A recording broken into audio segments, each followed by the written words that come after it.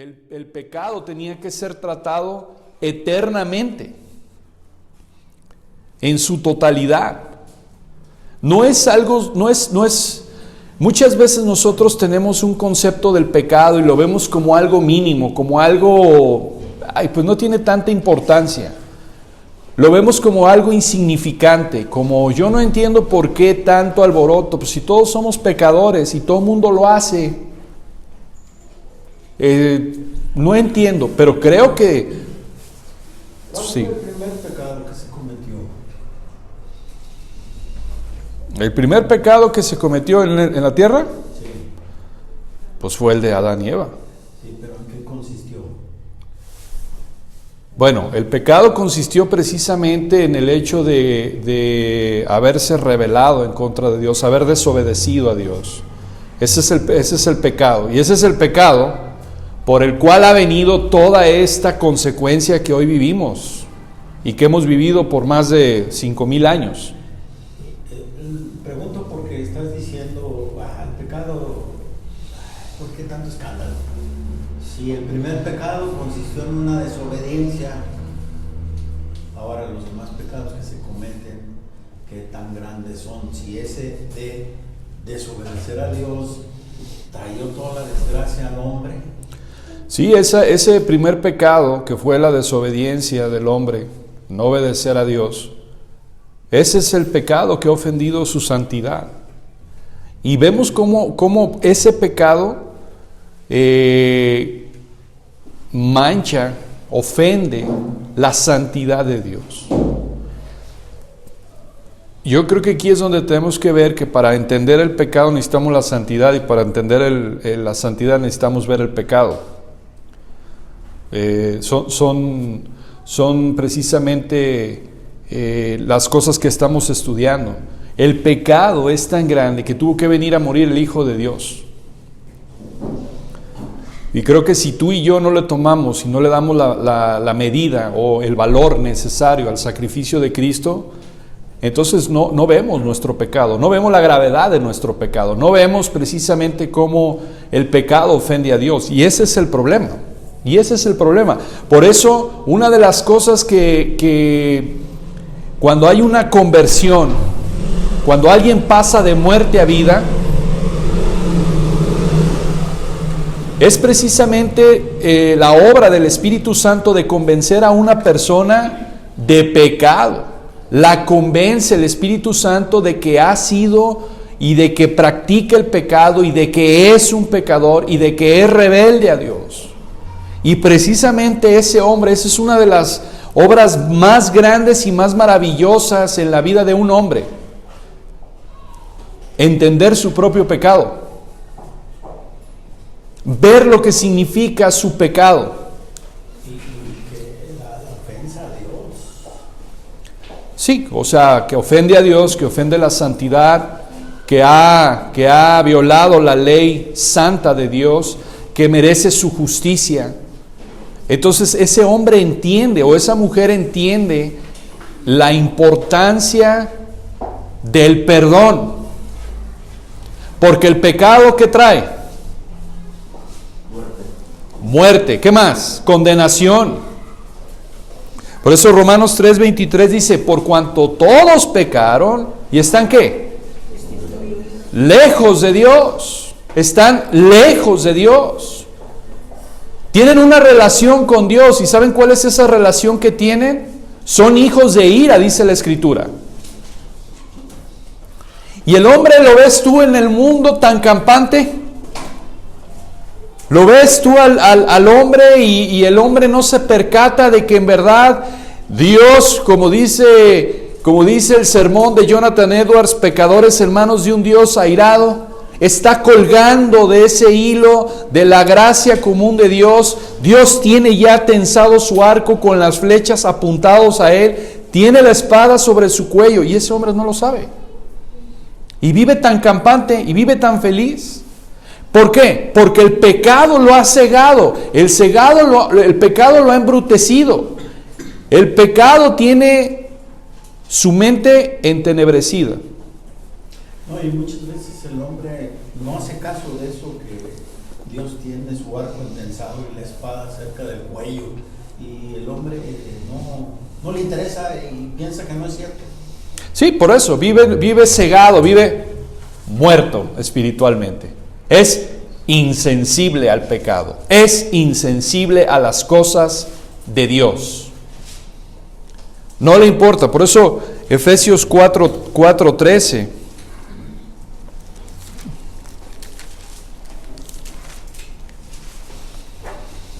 Efesios 4:17, más bien dice: esto pues digo y requiero en el Señor. ¿A quién le está hablando? A la iglesia. Le está hablando a la iglesia de Éfeso. Le está hablando a los cristianos. ¿Qué requiere? ¿Qué es lo que pide Pablo? ¿Qué es lo que está demandando?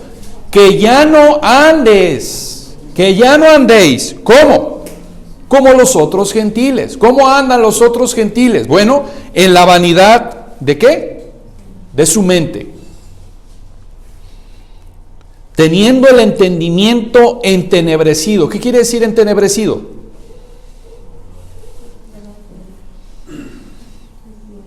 En tinieblas, oscurecido. No hay luz, no entra luz al pensamiento. Lo tienen entenebrecido, lo tienen oscurecido. ¿Por qué? Ajenos de la vida de Dios. Romanos 3:23. Por cuanto todos pecaron y están ajenos de Dios. Eso es una vida sin Dios. Eso es una vida sin Dios. Están ajenos, tienen el entendimiento entenebrecido. ¿Por qué? Por la ignorancia que en ellos hay. Por la falta de conocimiento. Por la falta de luz. ¿Por qué? Porque son unos ignorantes. ¿Por qué? Por la dureza. ¿De qué? De corazón. Ese es el problema del hombre. Tiene un corazón duro, rebelde, obstinado, frío. Lo único que importa para el hombre de estas características es mi yo, mi ego. Los cuales, después de que perdieron toda sensibilidad, ya no son sensibles. ¿Un muerto es sensible? Es insensible. ¿Qué quiere decir insensible? Ya no siente.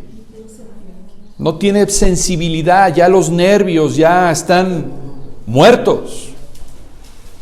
Pierde toda sensibilidad. Cuando pierden toda sensibilidad, ahí es donde se entregaron a la lascivia para cometer con avidez toda clase de impureza. Ahí mismo en Efesios 2:1.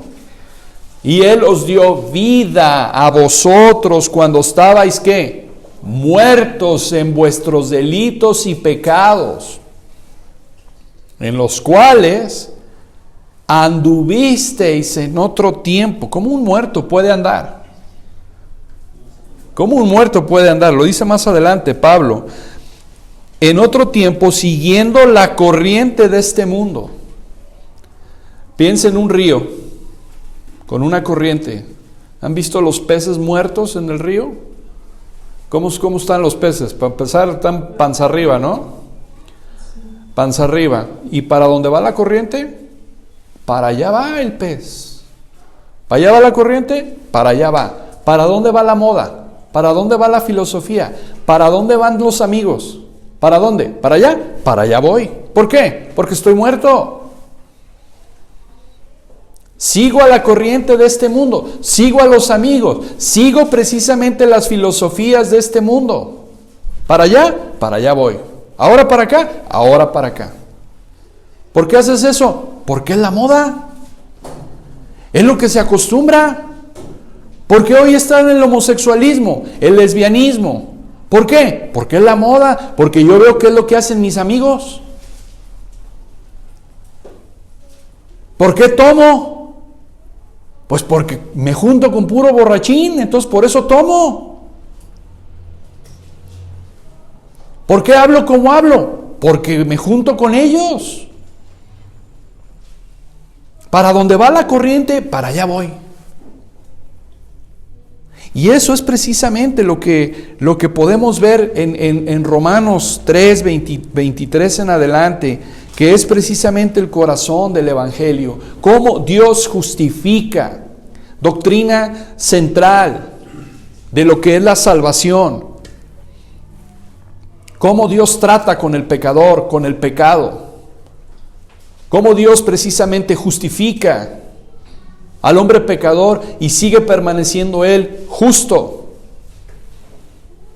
¿Por qué? Porque su propio Hijo llevó nuestra maldición, su propio Hijo llevó nuestro pecado en la cruz.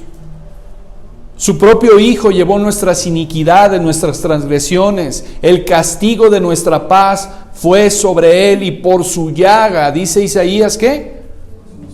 Fuimos nosotros curados. ¿Cómo podía Dios ser justo y justificar al impío? La cruz de Cristo. La cruz de Cristo es la respuesta. Y hermanos, este es el tema de Romanos. Este es el tema de Romanos. Nos hemos pasado, pues creo que ya un año, sí, más de un año, estudiando capítulo 1, capítulo 2 y capítulo 3. Cómo Pablo comienza precisamente con condenación. Y hermanos, quizás para nuestras mentes no lo podemos entender, pero que Pablo haya comenzado con condenación al mundo y que haya encerrado a la humanidad bajo condenación es lo más amoroso que pudo haber hecho. Un pastor que no se preocupa por confrontar el pecado de su iglesia, ¿sabe qué es lo que está dando la señal a la iglesia? ¿Qué qué? Que también él está en pecado. Muy bien. ¿Qué más? Que no se ha arrepentido. No los ama. Esa es. También las demás. Pero este es el punto. Si un pastor no confronta con el pecado a su iglesia, en realidad lo que les está diciendo es, no me importa. Y no me importa porque yo estoy en el pecado, yo estoy en pecado y no estoy arrepentido. Y mejor así, para no sentirme mal, yo no los hago sentir mal tampoco a ustedes. Eso es, por eso Pablo comienza. Por eso Pablo comienza capítulo 1, capítulo 2 y capítulo 3 dando las malas noticias, condenación, ira, juicio. Comienza Pablo. No pueden venir las buenas noticias y sin antes estar las malas noticias. Y la mala noticia es que eres pecador. Pero la buena noticia es que Cristo es el Señor y Salvador. Por eso es importante, hermanos. Por eso es que Pablo comienza. Por eso su estructura del libro, su obra magna, que es Romanos, comienza de esta manera. Dando las malas noticias. Yo me preocuparía de ir a una iglesia donde precisamente solamente buenas noticias hay y no me están confrontando con el pecado. O hablan de otras cosas. Y no precisamente de lo que viene en la palabra de Dios. Y esto, hermano, nos debe de entender, porque inclusive esta es la forma también de educar a nuestros hijos también.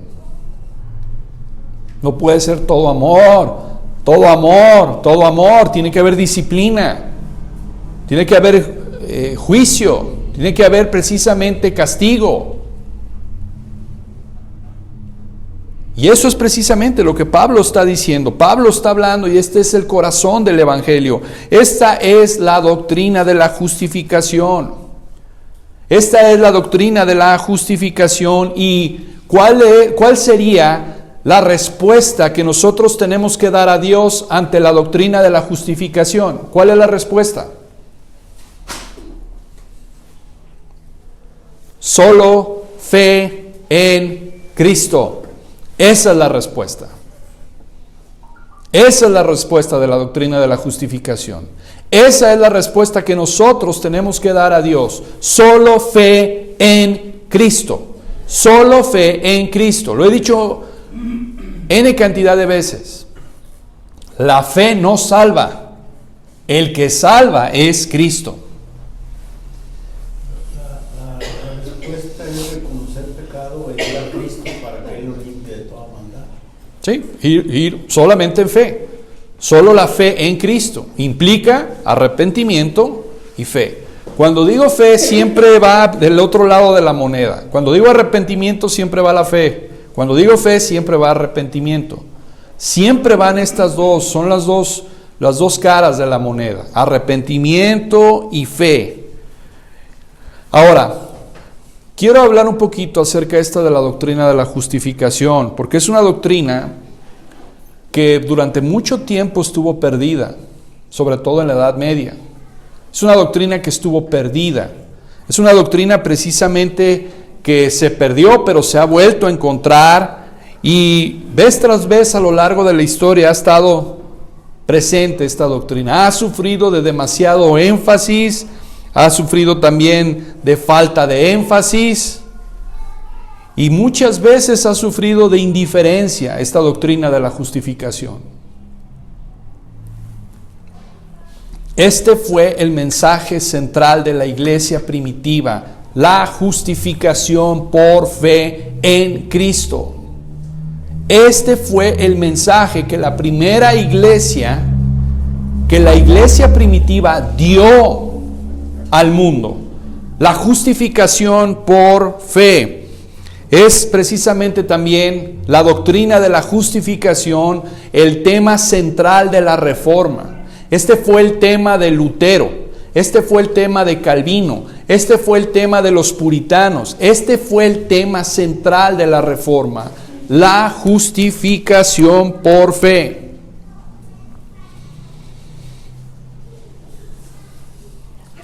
Hermanos, por eso es que hemos pasado durante ya varios meses con Vicente, con Javier, que hemos estado con la clase de Romanos, que hemos estado estudiando la justificación. ¿Por qué? Porque solamente entendiendo la doctrina de la justificación vamos a poder presentar el Evangelio de manera bíblica, de manera que está precisamente en las entrañas de la Escritura. Solamente si entendemos la justificación lo vamos a poder presentar a los demás. Porque esto es el Evangelio de Jesucristo. Este es el Evangelio de Jesucristo. Y esta doctrina es central. Y no solamente en estos pasajes del 21 al 25, hermanos. En realidad es el pasaje del 21 hasta el 31. Vamos a ver del versículo 26 al 31 las implicaciones de la justificación. ¿Qué es lo que implica la justificación? Ahora, versículo 26 al 31, dice la palabra: con la mira de manifestar en este tiempo su justicia, a fin de que Él sea el justo y el que justifica al que es de la fe de Jesús. ¿Dónde pues está la jactancia? Queda excluida. ¿Por cuál ley? ¿Por la de las obras? No, sino por la ley de la fe. Hermanos, quiero que vayan viendo porque Romanos, entre paréntesis, habla de diferentes tipos de ley. Esta es una de esas leyes. Vea cómo la ley de la, ¿qué? Fe. Vaya notando, más adelante vamos a ver cuántos tipos de leyes Pablo menciona. Cuando menos hay 6 tipos de leyes en Romanos. Entonces cuando alguien dice, yo ya estoy libre de la ley, ¿de cuál ley me hace referencia? Porque hay varias leyes aquí. Entonces, está diciendo aquí, no, sino por la ley de la fe. Concluimos, pues, que el hombre es justificado por fe, sin obras de la ley. Segunda ley. ¿De cuál ley está hablando aquí? ¿De cuál ley está hablando? Dice que somos justificados por fe sin las obras de la ley. Acaba de mencionar acá atrás en el versículo anterior la ley de la fe. Y ahora aquí en este versículo dice de las obras de la ley. ¿De cuál ley está hablando? De la ley moral de Dios.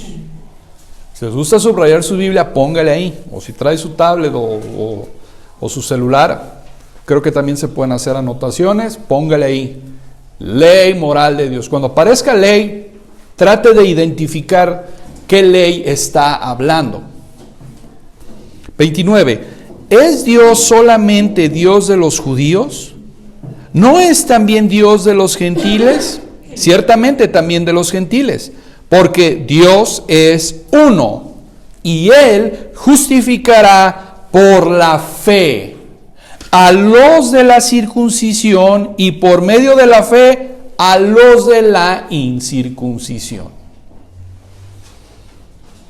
Bien, vamos a ver estos versículos en estas semanas del 26 al 30 precisamente. ¿Qué significan?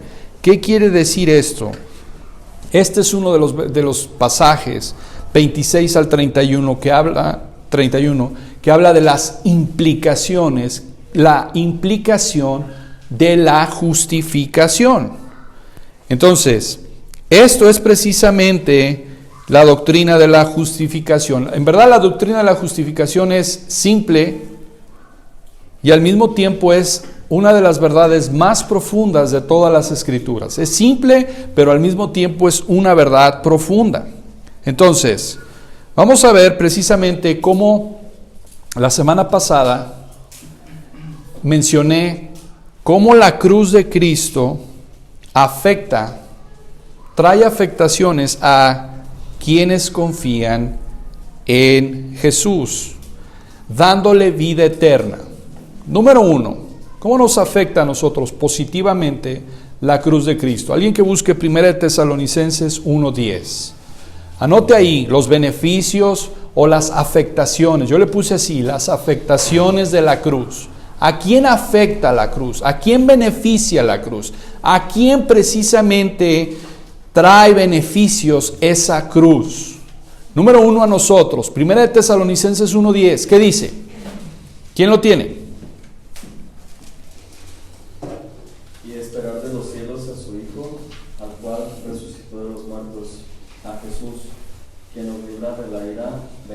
Muy bien. ¿Cuál es el beneficio de la cruz de Cristo para el creyente? ¿Cuál es? Nos libra de la ira venidera. ¿No quieres sufrir la ira de Dios? Ven a Cristo en arrepentimiento y fe. Porque esa es una de las afectaciones que tenemos como creyentes. La cruz de Cristo afectó a los creyentes de tal manera que ahora es libre el creyente ¿de qué? De la ira venidera. Romanos 1:18 en adelante habla de lo que significa la ira de Dios. Y muchas veces que tú estés entenebrecido, endurecido, es parte de la ira de Dios. Porque lo que dice Romanos 1:24, y Dios los entregó. Dios los entregó a pasiones vergonzosas. Romanos 5:1, justificados pues por la fe, ahora tenemos ¿qué? Paz para con Dios. No tenemos la paz de Dios, eso es otra cosa que también la tenemos, es otro beneficio de la cruz de Cristo. Tenemos la paz de Dios. Pero una cosa es tener la paz de Dios y otra cosa es estar en paz con Él.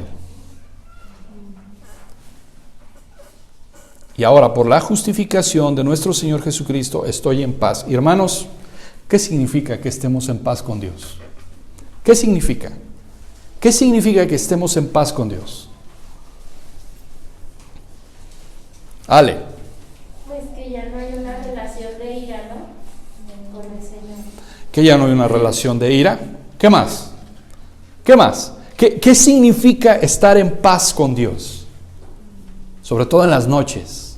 Nos sentimos en comunión con Él. Nos sentimos en comunión con Él. ¿Qué más?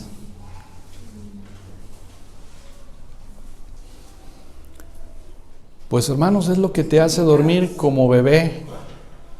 Tu conciencia ya no te acusa. Tu conciencia está en paz con el Señor. Tu conciencia no te acusa. ¿Sabe lo que significa eso? ¿Sabe lo que significa? Para que lo podamos entender. ¿Sabe lo que significa en las noches ya cuando te vas a dormir? Ya que estás con tu pijama, ya que estás metido en tu cama, con tu colcha o tu edredón o lo que sea, y vas a cerrar los ojos y la conciencia empieza ¿a qué?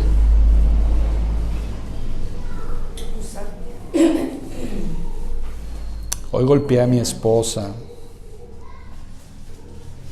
hoy tomé, por causa del alcohol choqué, por causa de las drogas hice esto, hice lo otro. El adulterio a mi esposa, a mi esposo.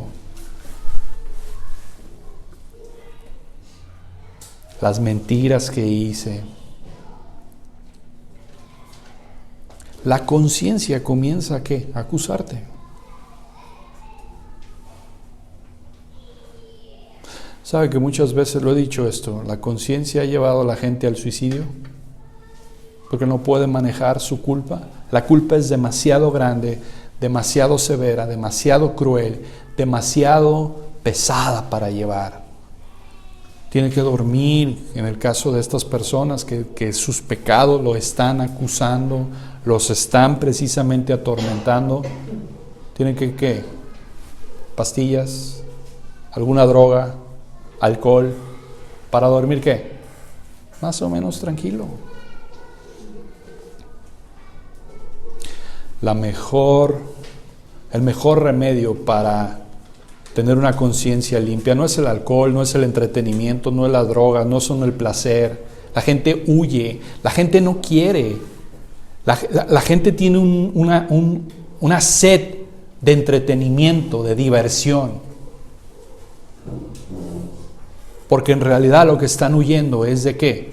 De su pecado, de su conciencia. Por eso adormecen su conciencia con el alcohol, con las drogas, con la tele, hasta que los vence el sueño. Pero el mejor remedio para nuestra conciencia es la sangre de Cristo. El mejor remedio para nuestra conciencia es la limpieza con la sangre de Cristo. Porque, ¿qué dice 1 Juan 1:9? Si confesamos nuestros pecados, Él es fiel y justo para perdonarnos y limpiarnos de toda maldad.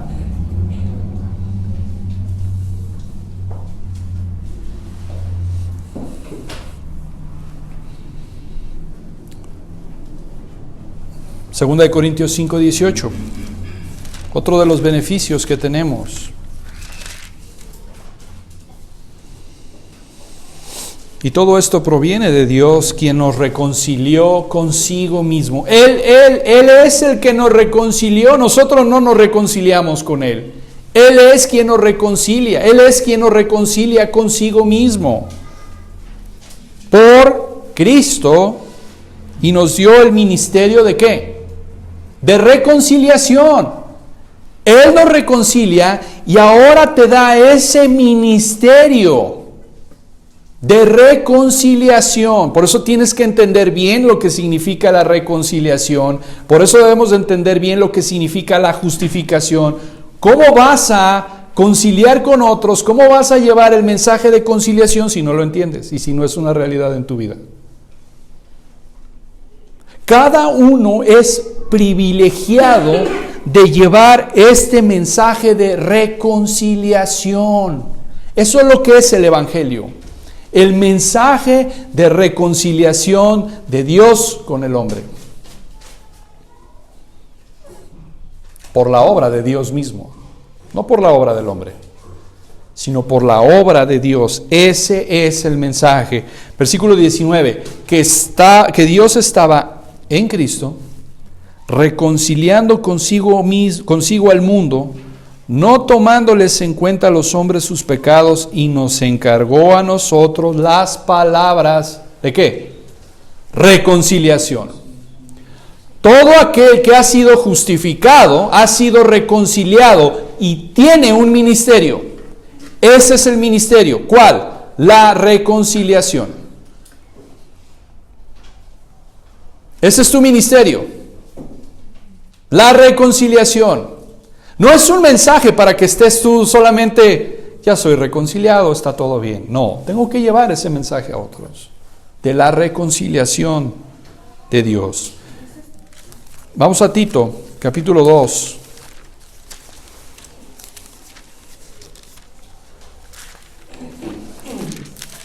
Tito 2, 14. Quien se dio a sí mismo por nosotros para redimirnos de toda iniquidad y purificar para sí un pueblo propio, flojo de buenas obras. Es lo que dice, ¿verdad? No, celoso de buenas obras. Celoso de buenas obras. ¿Qué significa ser un pueblo celoso de buenas obras? ¿Qué quiere decir eso? ¿Qué quiere decir que un pueblo sea celoso de buenas obras?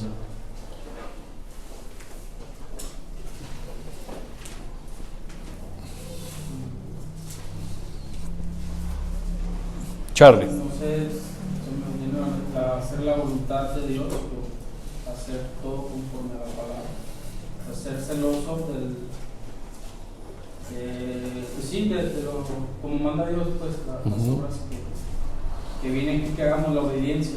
¿No? Ser celoso a apegarse pues a la palabra de Dios. Muy bien. ¿Qué otro ejemplo? ¿Qué otro ejemplo pudiéramos tener? Javier. Que la iglesia sea celosa. Lo que está diciendo aquí es que su pueblo quiere que sea muy celoso de buenas obras. ¿Qué quiere decir eso?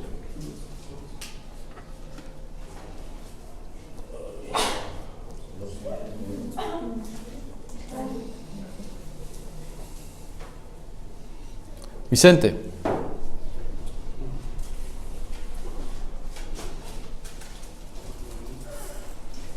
Sí, pues es hacer la voluntad de Dios y pues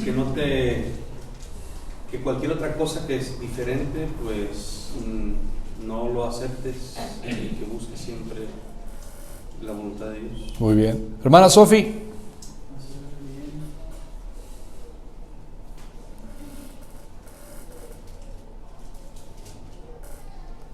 Pues celoso,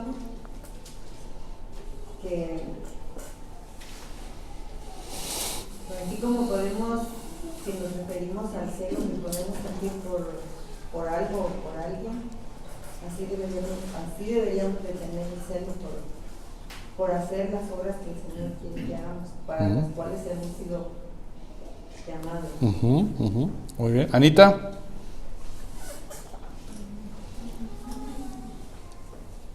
Pues que nos dediquemos, o sea, que nuestro principal motivo sea hacer las buenas obras.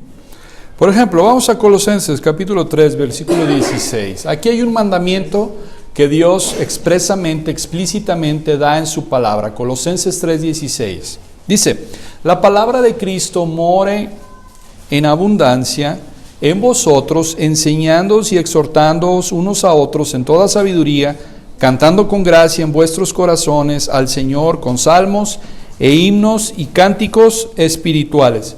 ¿Cómo podemos aplicar en base a este versículo ser celoso de buenas obras? ¿Cómo lo podemos aplicar? ¿Cómo podemos ser celosos de las buenas obras en este versículo? ¿Cómo podemos serlo? Podría ser que los dones que el Señor puso en cada uno de nosotros los pongamos a su disposición y que haya más, se podría decir como, no sé cómo se dice, pero como que cada hermano nos preocupemos más por la situación de cada uno, que rindamos cuenta los unos a los otros, nos exhortemos y nos animemos a vivir en santidad conforme a Dios.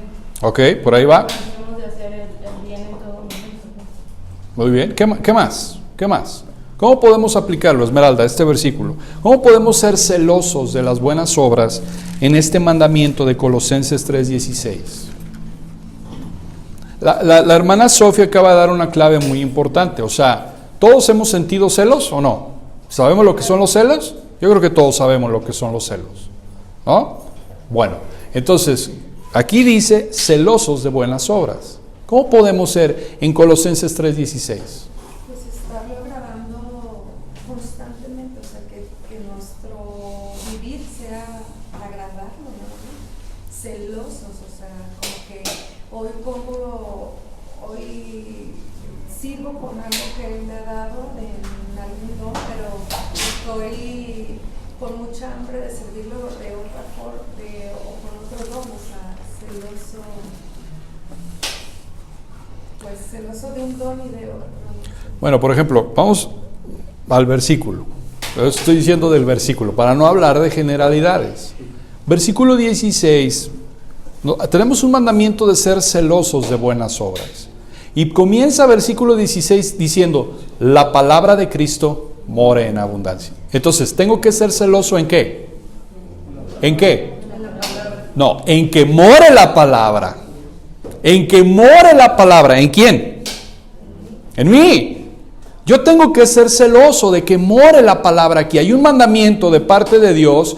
Tengo que ser celoso, tengo que ser cuidadoso, tengo que cuidar, tengo que ser disciplinado en que la palabra more en mí. ¿Para qué? Para que me enseñe, para que me exhorte en toda sabiduría. Pero también ser celoso de buenas obras es, hermano, ¿estás leyendo la Biblia? ¿Cómo vas con tu lectura? ¿Cómo vas con la lectura de la palabra de Dios? Hermano, si estamos hablando de chismes, de argüendes, de mitotes, de murmuración, eso no es lo que dice la palabra de Dios. Aquí es donde yo tengo que ser celoso. No, hermano. Pláticas que no convienen. No, porque quiero ser celoso, he sido rescatado y Dios me ha encomendado ser celoso de buenas obras. Quiere decir que si el pastor está al pendiente de sus ovejas, quiere decir que es celoso. Sí, claro. Sí, claro. Y tiene que ser celoso, tiene que estar al pendiente y tiene que estar buscando, no solamente él, sino que la congregación, ¿qué? Bueno, que hable con salmos, con cantos y himnos espirituales.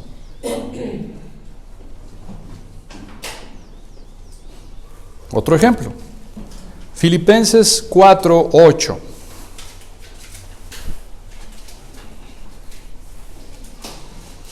Dice, por lo demás, hermanos, todo lo que es verdadero, todo lo honesto, todo lo justo, todo lo puro, todo lo amable, todo lo que es de buen nombre, si hay virtud alguna, si algo digno de alabanza, ¿en esto qué? ¿Cómo aplicamos el mandamiento de ser celoso de buenas obras en este versículo?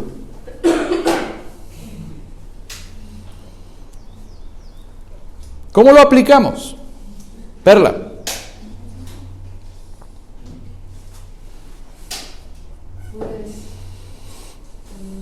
por ejemplo, si no nada más si alguien viene y te informa, ¿no? Sino que si estás viendo que en tu mente hay algún mal pensamiento, o sea, ir a la palabra y decir, bueno, esto no me va a dejar, no me edifica, no es bueno. Entonces, si la palabra dice que todo lo bueno, todo lo verdadero, todo lo de buen nombre en esto pensar, entonces pues con diligencia buscar pensar en eso y hacerlo, ¿no? Celoso de buenas obras es, pues si Dios me está diciendo que en esto piense, pues en esto pienso. ¿Por qué hay depresión? ¿Por qué hay amargura? ¿Por qué hay resentimiento? Porque no obedecemos la palabra de Dios. Aquí está el mandamiento muy claro. En esto piensa. ¿En qué? En todo lo que es bueno. No pienses en lo malo. Piensa en lo bueno, piensa en lo honesto, piensa en lo puro, piensa en todo lo que es de buen nombre. Si hay virtud alguna, en esto piensa. En esto precisamente tu mente tiene que estar educada, entrenada, capacitada. Tiene que estar meditando en esto. Ahora, no quiero que levante la mano, pero en el tribunal de nuestras conciencias, ¿cuándo fue la última vez que en esto pensó?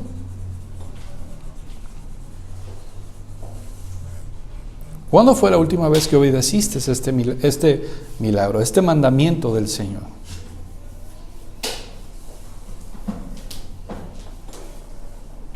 Normalmente, ¿en qué pensamos? Ya me voy porque ya va a empezar la novela.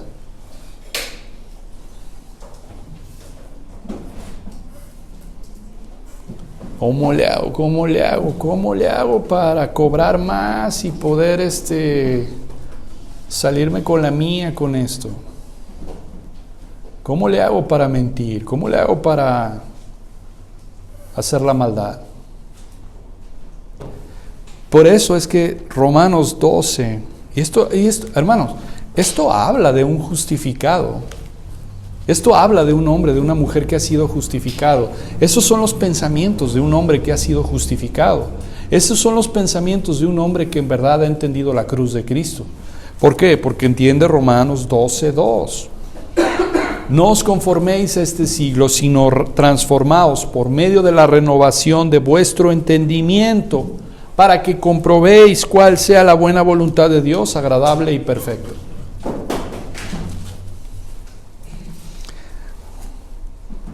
Ahora, y en Filipenses 4:8 habla de un mandamiento, pero vea lo que dice Filipenses 3:19, y esto habla de los no justificados.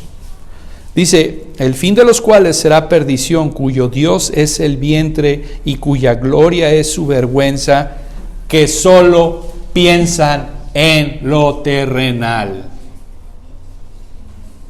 ¿Quieres saber si un hombre o una mujer es justificado?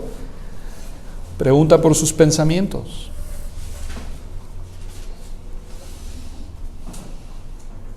¿El hombre terrenal en qué piensa? En lo terrenal. Entonces quiere decir que lo que estás hablando equivale a decir que hay que ser cristiano de tiempo completo, 100%.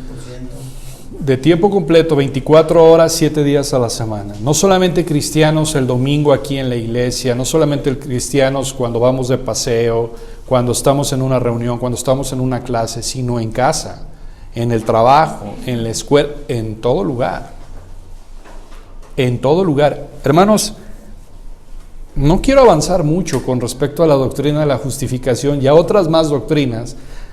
Más bien lo que quiero es llevarlos precisamente a esto, a que lo pongamos en práctica, a que lo vivamos. ¿Cómo puedo hacer? ¿Cómo puedo pensar en lo que es verdadero? Esa debería de ser nuestra ocupación, porque Pablo dice, ocúpate en tu salvación con temor y temblor.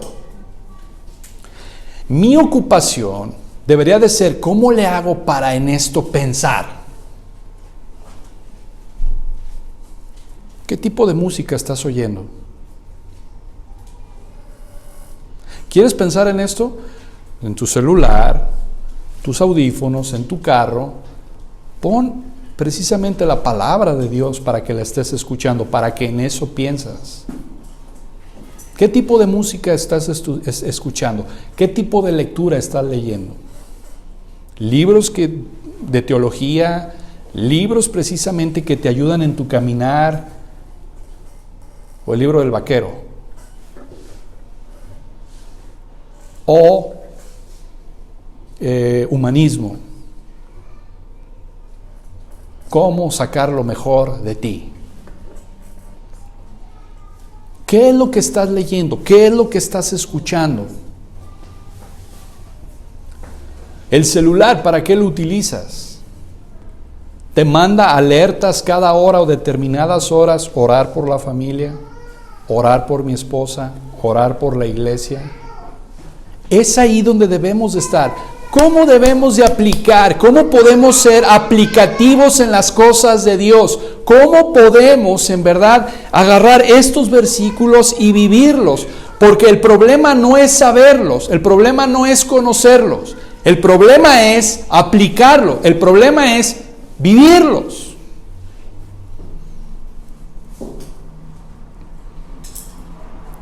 ¿Por qué hay depresión? ¿Por qué tengo depresión?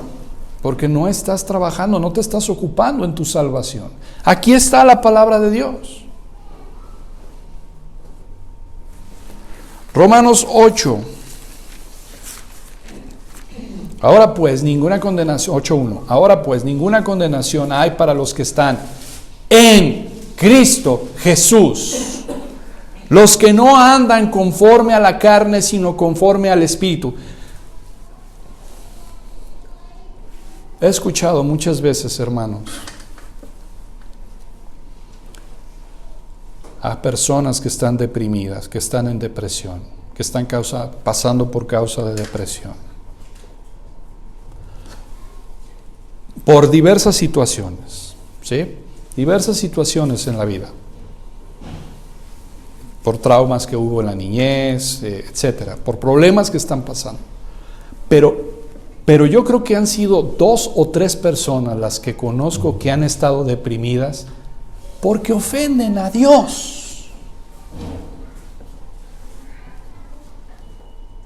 Porque están preocupados por su salvación.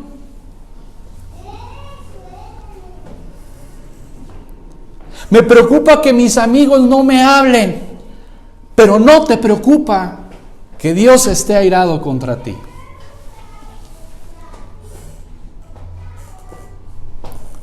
Me preocupa todo esto que estoy pasando económicamente, me preocupa todo esto, pero ¿cuántas personas hay deprimidas porque ofenden a Dios?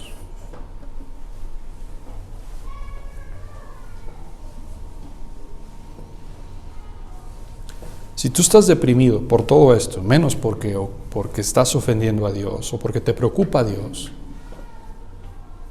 eres un hombre o una mujer terrenal, carnal.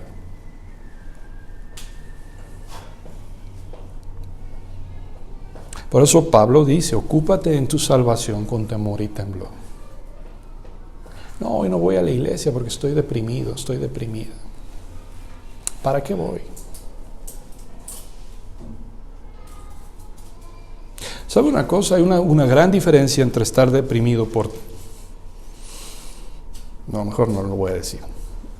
Estar deprimido por cuestiones que nos afectan. Y otra es muy diferente estar deprimido por las cosas de Dios. Porque cuando alguien está deprimido por las cosas de Dios, viene a la iglesia y busca el perdón de Dios, y busca reconciliarse con Dios, y busca estar bien con Dios. Cuando una persona está deprimida por una cuestión de terrenal, se aleja de Dios y empieza con la lástima por sí mismo. Empieza a sentir lástima de sí mismo. Echándole la culpa a Dios. Dios es el culpable de todo. Lo he dicho muchas veces. En la Segunda Guerra Mundial hubo una obra donde decían quién fue el causante de la Segunda Guerra Mundial, y empezaron con los soldados, y los soldados culpaban a los capitanes, y los capitanes a los generales, y los generales al presidente, y el presidente a la humanidad, y la humanidad culpa a Dios. Total, que el responsable de la Segunda Guerra Mundial fue Dios.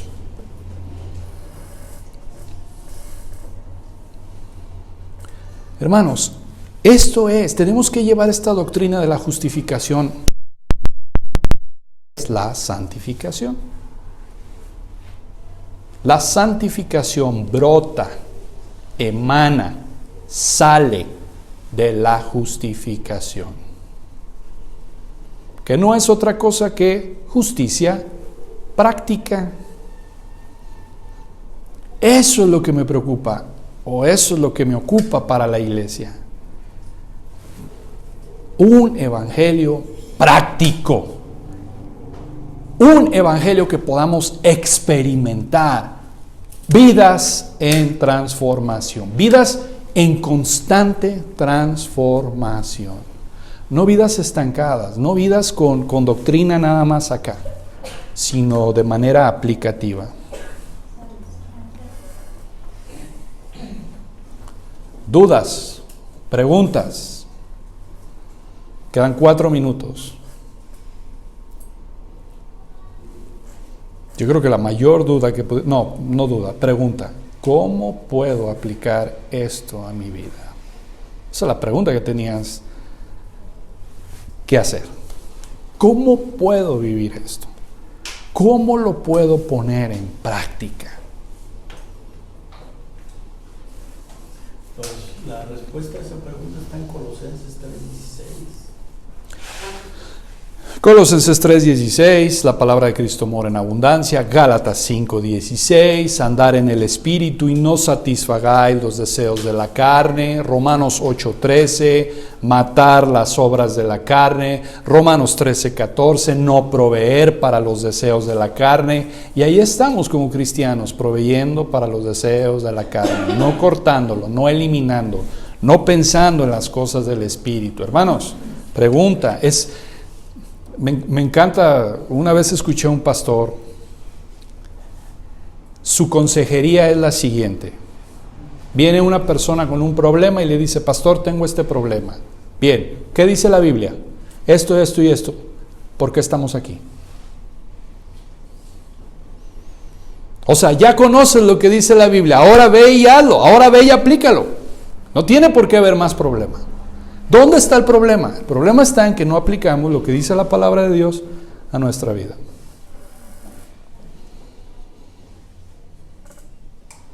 Y esto es importante porque la cruz de Cristo nos ha afectado a nosotros de esa manera, hermanos. Estamos en paz con Dios, hemos sido reconciliados, hemos sido redimidos, tenemos una limpia conciencia delante de Dios. Lo he dicho a varias personas, ahora vive como redimido. Vive como redimido. Pues es lo que dice Pablo en Efesios 4:23. Y renovaos en el espíritu de vuestra mente. Renuévate, renueva tu mente, renueva tu mente. Constantemente tienes que estar renovando tu mente. Eso es la santificación. Renovar tu mente. Vístete del nuevo hombre. Y luego, versículo 25, desecha la mentira, habla la verdad. Te puedes airar, pero no peques. No deis lugar al diablo. Uy, hermanos, si entendiéramos este versículo de lo que significa no dar lugar al diablo, nuestras vidas, nuestro cristianismo sería diferente. Muchos, yo me atrevo a decir que casi el 90% de los problemas que tenemos es porque nosotros le abrimos la puerta al diablo y le hemos dado lugar al diablo.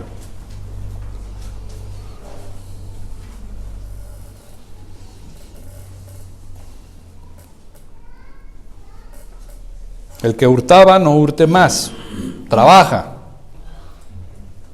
Versículo 29, ninguna palabra corrompida salga de vuestra boca, sino la que sea buena para la necesaria edificación, a fin, o sea, el propósito. ¿Cuál es el propósito? De dar gracia a los oyentes. ¿Se acuerdan que Dios nos dio el mensaje de reconciliación? Esto es lo que tiene que salir de nuestra boca, para que nuestros oyentes, para dar gracia a los oyentes.